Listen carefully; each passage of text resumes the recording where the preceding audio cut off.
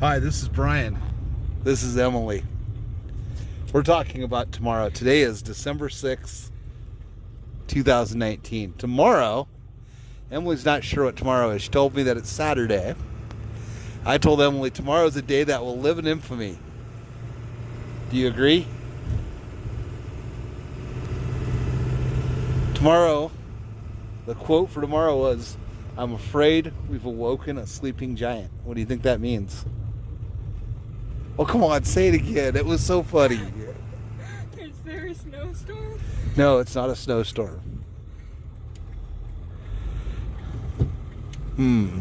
A day, what is infamy? What is a day that will live in infamy? You don't know, Brian. You don't know? Did you take U.S. history? No, I hate history. You hate history. Oh. Hey, your 21st birthday, where'd you go? Hawaii.